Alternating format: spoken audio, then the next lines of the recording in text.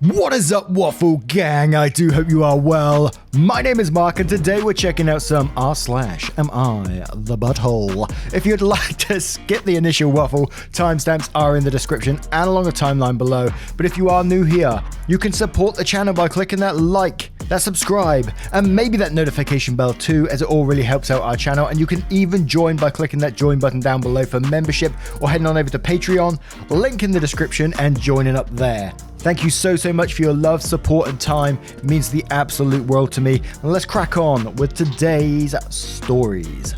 Much love, guys. Now, our first story comes from Soft Garage. Am I the arsehole for refusing to financially support my in-laws until they show me some respect? Throwaway. I, 32 male, have been with my wife, 28 female, for 6 years, and we have 3 children. 6 male, 4 male, 2 male.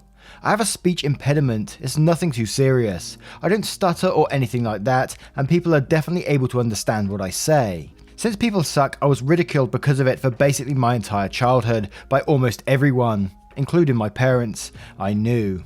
Of course, people still laugh and ridicule me for my disability, but since I have gained confidence as I matured, I am less tolerant of it. One of the reasons I cut contact with my parents and stand up for myself a lot more. My in-laws, like most people, enjoy making fun and ridiculing me for the way I sound. I have, of course, told them I am not comfortable with it, but they still do it. Eventually, I just started ignoring them or leaving the room whenever they do it.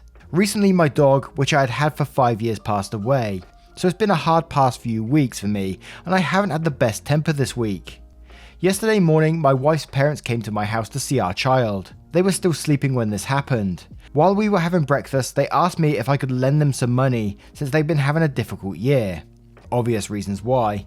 And literally 30 seconds after they asked me for money, my in-laws made a joke about my voice. At this point, was at a loss for words and simply told them to fuck off and learn some respect if they want money. All day my wife has been begging me to reconsider, saying that what they said was just a harmless joke and that she is sorry it offended me. Am I the arsehole? What was going through the parents' mind in this situation? Let's go round their house, ask them for money, and then take the piss at them immediately after. What? Why?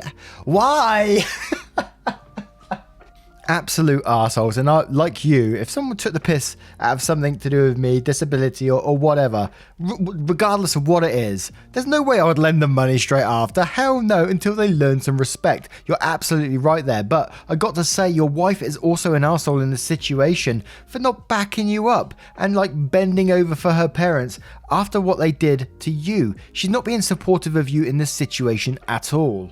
But St. Elvis says not the arsehole and quotes, what they said was just a harmless joke, and then says, and yet it sure seems to have harmed their chances of forgetting a free loan. And Gapeach says not the arsehole, donate however much they ask for to a charity that helps kids with speech issues, since they're so bothered by them. And Lopsided Marketing says, your wife is the biggest arsehole in the story, and I'm upset on your behalf. Absolutely not the arsehole, and stand your ground. Maybe suggest to your wife that she should do some self-reflection or get some therapy for her unacceptable behaviour too. And Yeetus Deletus Fetus says not the arsehole, your in-laws suck for this, and your wife also sucks. Why is she defending them? Why does she allow this behaviour to continue? She should be standing up to you, not defending the people who insult you. How can you deal with this, OP? You have to have some patience. Just reading this makes me mad. Your wife has the audacity to defend your in-laws on their bullshit. And OP quotes that post saying, how can you deal with this, OP? You have to have some patience. And then says, I've been laughed at and mocked my entire life by most people I have met, so I'm usually able to deal with their behaviour. But you shouldn't have to. But MM172 says not the arsehole and quotes, she is sorry it offended me. That's nice, but are they sorry? Because if they were, it seems like they'd have dropped this and found a joke you could actually laugh at a long time ago. And Blackberry Beetle says, not the arsehole, your in-laws can't make fun of you and ask for money. That's just messed up. Your wife needs to stop defending her parents and step up to stop them from making fun of you. She should have shut down her parents' insults a long time ago. If your in-laws can't be nice, they don't get your help. That is the basic concept you learn about in preschool. Now, I turn this one to you guys. What do you guys think of this situation and what would you do? Let me know in the comments below. And our next story comes from Maybe I Am the Arsehole. Am I the arsehole for calling my boyfriend a hypocrite when he told me to stop spending so much time on my crocheting? Just wanted to apologise for any spelling mistakes that I've pointed out. English is not my mother tongue. I will correct the spelling mistake. Thank you. Yes, I know this sounds ridiculous, but he's fuming with me at the moment and I can't get through to him. Okay, well, I crochet a lot. Like, a lot. It's my hobby and helps me deal with my really bad anxiety. My partner doesn't like that I do it so much.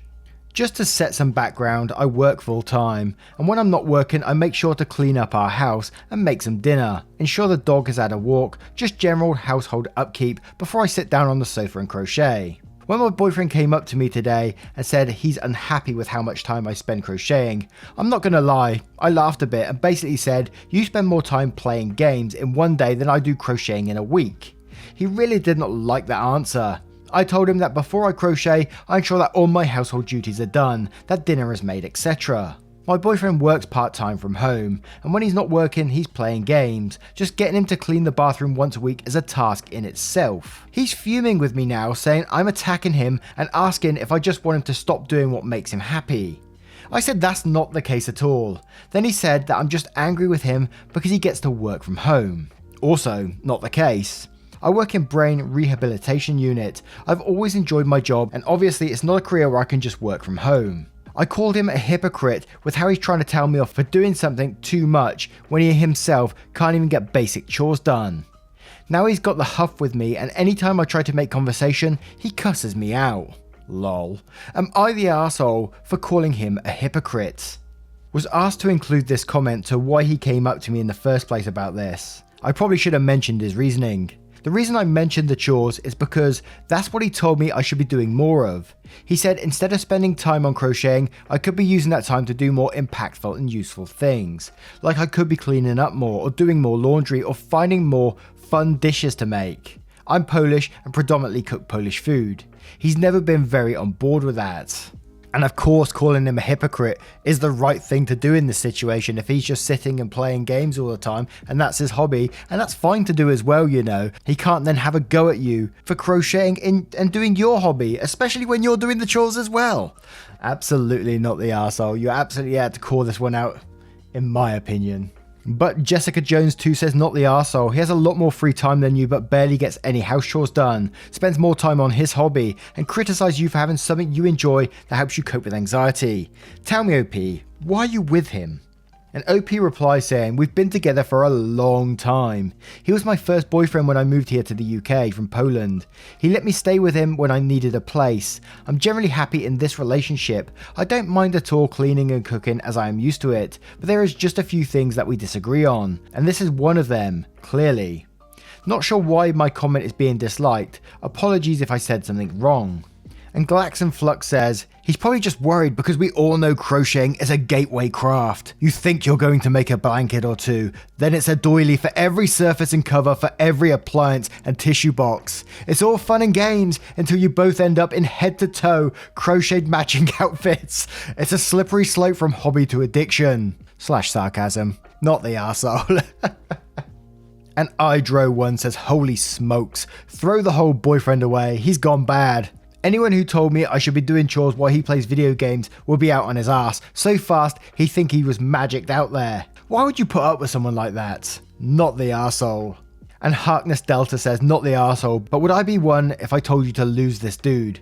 Why is gaming, which produces no tangible outcome and is arguably a bigger waste of time, more okay than crocheting, which actually makes something, and you do all the chores? Sounds like a dead weight to me. And Black Cat Luna says, not the arsehole. First of all, as a first aider and having seen what you do for a living, I commend you for your work during this difficult time. It's little wonder that you need something that gives you a sense of zen. I'm like that with needlecraft and bobbin lace. Second, your boyfriend is being a hypocrite. He has more free time and probably earns less than you do. Yet he has the nerve to tell you that you should spend less time on something that makes you happy. As someone who likes both, I say he needs to grow up, not you. I don't get the feeling he appreciates you, so I would suggest that you ditch him and move on. ETA just saw the update. The fact that he wants you to do the chores and cook with your craft time when you do pretty much all the chores as is, suggests that he sees you as a maid, not as a partner. Definitely dump him. And AITA says, not the arsehole, but based on your edit, crocheting is not the issue here, nor is him being a hypocrite. The bigger issue seems to be that your boyfriend does not view you as his equal. He spends more time at home than you do, but it doesn't sound like he does any chores. He also doesn't cook. He expects you to do those things despite being full-time, and then he wants you to spend more time on doing things for him and the house. Your crocheting isn't what he's upset at. He's upset you're not doing more things for him. I wouldn't even focus on his gaming. Crochet even more, cook for yourself only, clean up after yourself only, and see how long he lasts and hope he'll start being more appreciative. Or just leave him. Now, I turn this one to you guys. What do you guys think of this situation? Do you think it's a situation that can be resolved? Or do you think some of the comments are right and she should just be out of there? Let me know in the comments below. And our next story is from Backyard Pond, which does have an update afterwards, and it's called, Am I the Arsehole for not letting my kids wear pajamas around the house? I am a dad, 43 to 3 kids, 15 female, 10 female and 8 male. I love them more than anything and want to resolve this problem ASAP, as I hate fighting with them. I like to think that my wife and I have been good parents thus far. We are not extremely strict or helicopter parents. We do not limit screen time for my daughters, they all get a weekly allowance and are asked to do very minimal chores. Cleaning their shared bedroom, washing their dishes, etc. The kids have no issue with the way our household runs until now. Since my eldest was born, my wife and I have enforced a no pajama policy around the house. We consider it the same as taking off your shoes when you come inside. Pajamas are worn for sleeping in their bedrooms at night. They aren't allowed to wear them down into shared spaces, living room, kitchen, etc. or during times of the day when they're up and active. Essentially any time they aren't sleeping. This is to keep everyone from feeling lazy or like they have nothing to do, and also keeps everyone looking presentable and clean. We have been enforcing this rule a bit more ever since they switched to online school, as we don't want them falling asleep or becoming distracted during/in between classes. The only exception is pajama night once a week, where we all wear pajamas and play board games or watch a movie together. My wife and I follow the same rule for the sake of fairness. A few days ago, my eldest came down for breakfast in her pajamas. I asked her to go back upstairs and change before joining us, and told her we would wait for her before we started eating. She refused, so I told her that she could either change out of her pajamas or go back to bed, as pajamas are for sleeping only. It ended in an argument between her, my wife and I. She said the rule is unfair and ridiculous and that we aren't allowed to control what she wears. She also claimed that she was uncomfortable in everything else because it was too formal for breakfast. I told her I don't care what she changes into, so as long as they aren't pajamas. She could wear sweatpants if she'd like, but the exception we set in our house is that pajamas are for sleeping only. I also pointed out that we don't control what she wears out the house. No pajamas obviously, and within reason, as they are still young. She stormed off to her room and won't speak to me or my wife. I am wondering if I/we are the arsehole in the situation, as we are to some degree policing what our children wear around the house, but I also feel like it's a huge demand to make, especially since my wife and I also follow it, and generally don't ask much else of the kids. Edit, the rule does not apply when the kids go to their friends' houses, and we are more relaxed about it when they bring friends over to our house, though the rule isn't dropped completely. Edit 2, yes, holidays are also an exception, including birthdays and days where one of the kids has something special to celebrate, an award, a good grade, etc. Thank you to the user who asked/reminded me. Also, I consider pajamas to be whatever you slept in. The kids are expected to change out of whatever they slept in, but if that means changing into lounge/leisure wear, or even a clean pair of pajamas, that's fine. Now, I want to jump straight to the comments on this one to see what they say, because I got a feeling it's going to go wild. But Shantae420 says, you're the arsehole. It's a pandemic and she wants to eat breakfast in her pajamas. There is literally nothing wrong with that. How about next time, instead of being totalitarian parent, you say, okay, I understand, but after breakfast you need to change. Not everyone wants to get fully dressed the minute they wake up. My God. The Nudie Booty says, gentle, you're the arsehole. I think this is a ridiculous rule, honestly, and that you're being super controlling of your kids.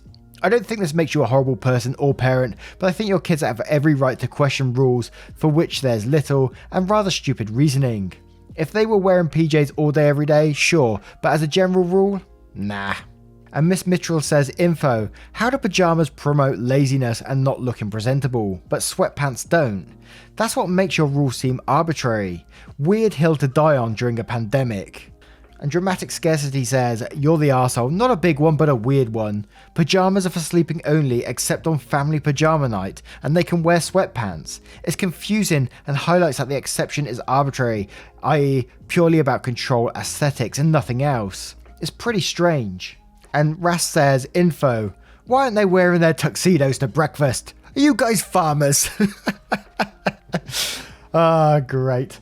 So now we're going to head straight over to the update to see what it says, and hopefully, I don't know, it's just too crazy, this one. So, update, am I the arsehole for not letting my kids wear pajamas? My daughter and I got back from the doctor a few hours ago, so I thought I'd update everyone, as my last post got pretty large response. I'm a good dad, that's something I'm sure of. I love my kids, I try very hard to be a good parent, and I know I've done that. A few people commented on my post saying I was ruining my kids' lives, etc., which is not true in the slightest. That being said, I was somewhat wrong about the pajamas. As some people mentioned, changing out the pajamas acts as a reset for them and helps them acknowledge that they're starting their day. This is why my wife and I started the rule in the first place, but obviously things change over time. Shortly after getting my arsehole title, I went to talk things out with my daughter, intending on figuring out a way to change the pajama policy so that we were all happy with it. I re-explained the reasoning behind the rule, shifting mindsets in the morning, and she ended up crying and told me that changing her mindset didn't matter because she can't stop falling asleep anyway. I asked her what she meant, and she explained that she'd been falling asleep multiple times a day, even when she's changed out of her pajamas. My wife is close friends with a somnologist.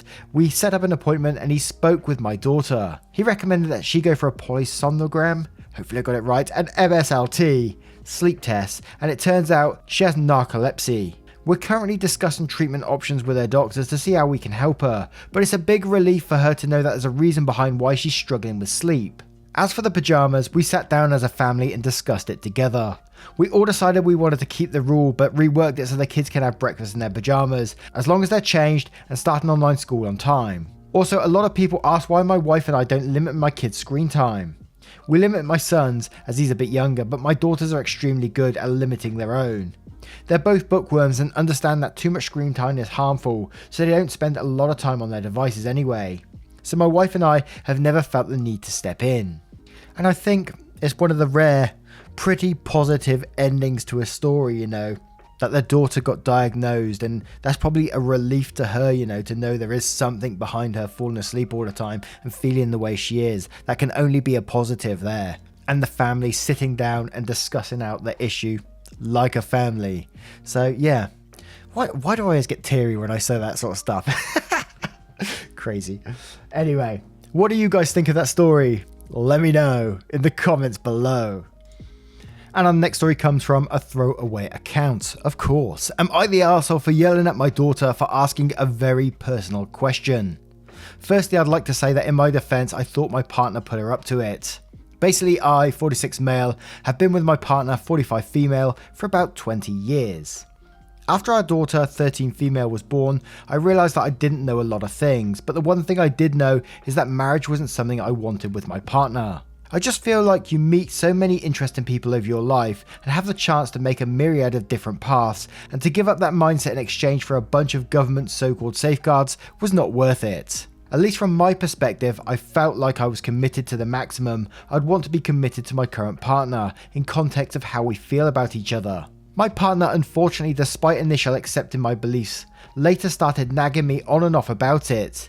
She'd been out of the workforce for 10 years because lost 2 jobs due to what the doctors later discovered was a condition called adenomyosis, in which endometrial tissue grew inside her uterine wall. She burned a lot of bridges because she was unable to remain conscious at her desk, and her bosses thought she was just lazy. Recently, she started nagging me again because she said she'd been trying to get work again with no response to any of her 100 applications, and that apparently terrifies her.